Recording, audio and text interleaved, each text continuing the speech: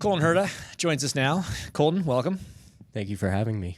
Well, it's the least I could do after you tucked me in last night. Of course. That was Back to our regularly scheduled program. Yeah. Nightly calls. Yeah. You had ignored me for a little while, and I was hurt, but I realized you're busy this week. So, Right. why did you feel the need to call a bunch of the field and tell them that you wanted to wish them a good night? So it was actually Riley's idea. I didn't know of the trend, but she said a lot of people were doing it, and I thought, oh man, that's gonna be good. The reactions were a lot better than I thought. I didn't even think about the fact that everybody was gonna worry about like what I was doing to their bus. That was my favorite from McLaughlin. Because everybody was like, even like Alex was like, why would he be calling me? Right. Right. And the weirdest thing was nobody even texted me afterwards. It was just kind of like I just called them and that was it. They weren't like, why did you do that? They just accepted it and went to How bed. does that make you feel? Because that means that everyone that you called was just like, yeah, that wasn't that abnormal. Yeah, I mean, maybe I'm a lot more of a weirdo than I thought. Like they're like, maybe oh yeah, you're that's such a kind of nice like guy. on brand. Yeah. Yeah, nice guy. I don't know about that, but yeah, I don't know. It was a very strange night. I was very surprised how much the video blew up, how many people liked it. Yeah, it was. I thought it was very funny. Did anyone give you a reaction you weren't expecting? No, It's all pretty on point. no. I was really happy to get Grumpy Alex because sometimes Well, that's just I've been Alex. getting a lot more Happy Alex lately, and I hate Happy Yeah, it's Alex. weird. Him being a dad has really ruined his Yeah. angry, moody motif. Yeah, and so I was happy to get back to the regular kind of unhappy Grumpy Alex. Were there any that you had to cut from the sketch because they were inappropriate? Yes. I didn't call anybody else that's in the video, but I did have to chop up some of the stuff that Okay. was said. Okay. Anyone that you wish you'd called? Willpower, Why? because he is the funniest man on the grid. I don't think a lot of people know that. I think maybe more so because people have talked about it, but he is probably the funniest guy on the grid by quite a chunk. And his reaction, he's funny because like you don't know what's going to come out of his mouth. Yeah. Like anything can happen with that guy. So he would have had a really good reaction, I think. That would have been good. I'm trying to think if like it would have been funny to pick like some officials or like call the race director, call Kyle Novak and just tuck him into bed. Tuck him in. How Yeah. that would RP. go over. Call RP. Just I've wanted never to had say, a phone call in my life with RP, but maybe. Don't even have to like source his number from like Newgarden or something. Yeah. Just hey Rod, just wanted to I say think he might need a tuck in with how things just have wanna- been going. Yeah, he might enjoy it. He's had better weeks. Yeah. I'm sure. He's had better weeks. All right, let's talk about your week. Yep. Car looked pretty good all throughout practice.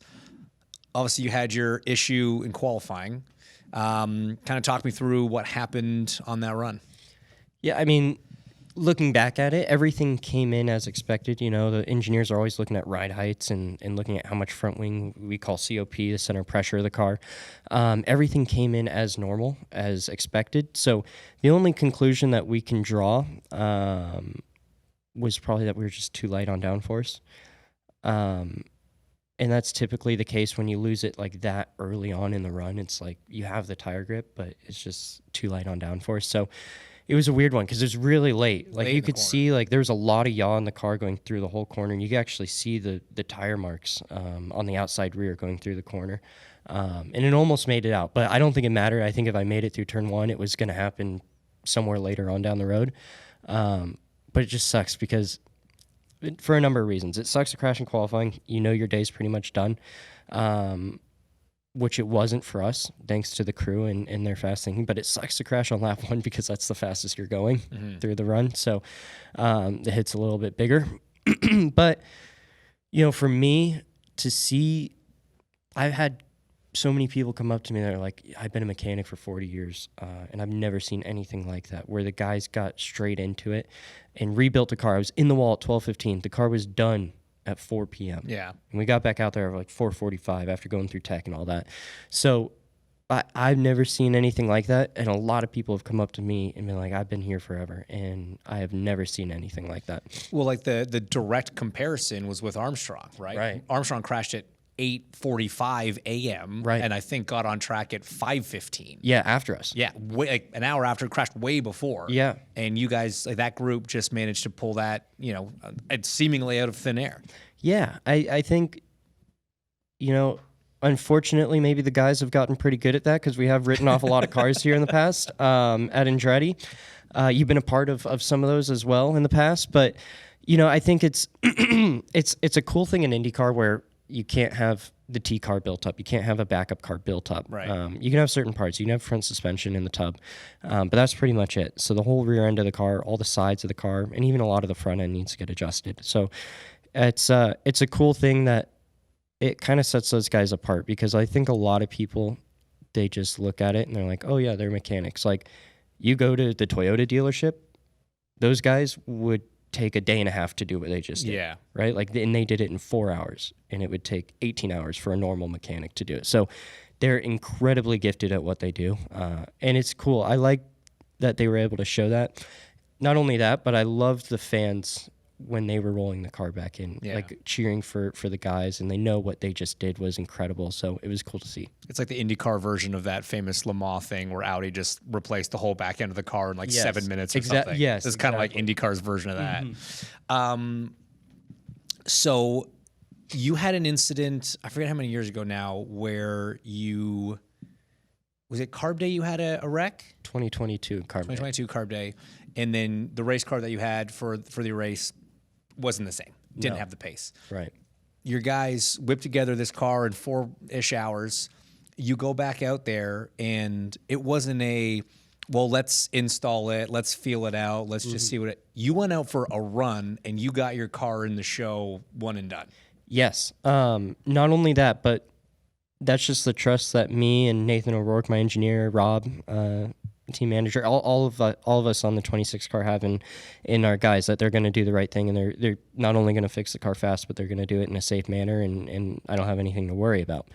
So not only did we get in the car, we were pretty heavy on downforce. We could have been a lot lighter. So sorry, let me jump in. Was the plan to go do a run just to kind of do a run, assuming that it might not be fast enough because you were safe on downforce and you probably have to go again? Yes, we were going to check COP, check ride heights, check that the car is safe to drive.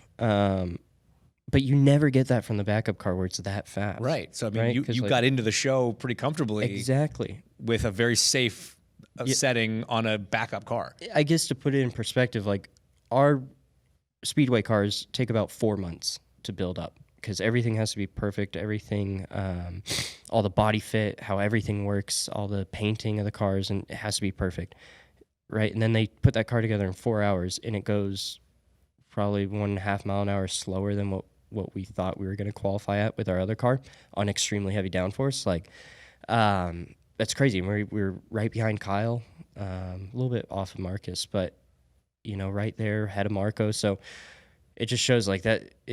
Whatever they've done, we learned a lot from our 2022 experience of having really bad backup cars, and it's worked. Whatever the process and difference in what they've been doing these last few years. So then what kind of confidence does that give you? What's your confidence level now going into the race? We've had the Monday practice, so you've been in the car in traffic now and equal footing with everyone else. How does it feel, and what is the confidence level going into Sunday? Same as before. I felt very confident. I felt very racy on the days before. I would say, as you'd expect, the car speed's a little bit less, but it's not anything that's going to affect us in the race. I think it would affect you in qualifying, not in the race. So I got into the car Monday. Everything was the same, like ride height, COP, like just matched to a T, and the car was reacting exactly the same. So I'm very lucky for a number of reasons, but to have that car to be able to perform like the main car, you just never get that. So I feel extremely lucky. The race day looks like it's going to be a little bit cooler, which depends on who you talk to, because we've had differing opinions on this now. So in your opinion, cooler race, maybe cooler track temps, is that going to lead to a better race and make it better for you starting where you are? Or would you rather see it really hot, try to separate the field a bit more? No, I don't want it to be hot. I don't like being hot in the car. But I think... Feeling's irrelevant. I just don't like being too hot. I think the handling will be a lot better, and guys will run a little bit closer, and that will help more. What happens when it's hot, you run a lot further back, and the toe is just, it's so much better when you get closer. You really get yanked up to the car in front. So I think because of that, that will help. Not having tire deg will be a huge key player. With the colder temps, you're not going to have any, I think. Whereas if it's 90 degrees, you probably will have some some drop off. So I think it's better when it's cooler. You can run less downforce. Guys will be a lot quicker. It's more fun to watch a faster race, even if it's only by half a mile an hour. But I think it will help with the racing. I think it will be better. Yeah, faster, closer. It's a better show. What's not to love? What's not to love? All right. So finally, what is everyone's obviously here to win, but what's a result that you'll be pleased with at the end of the day? I'd say right now a top 5 after the race. If I finished in the top 5, I think I'd be disappointed. But coming from 27th, with all the stuff that's happened this month, obviously the goal is to win. The plan is to win. But we'll see, right? If you finish like 2nd or 3rd, I haven't done that here yet, but I imagine it's just like the worst feeling in the world. You'd almost rather be 5th. Yes, yeah. So, I just want a clean race. We unfortunately have not shown up on Sundays. I just want to get one under our bag and have a really solid race here. All right. Well, best of luck. We hope it all goes smooth for you. Thank you.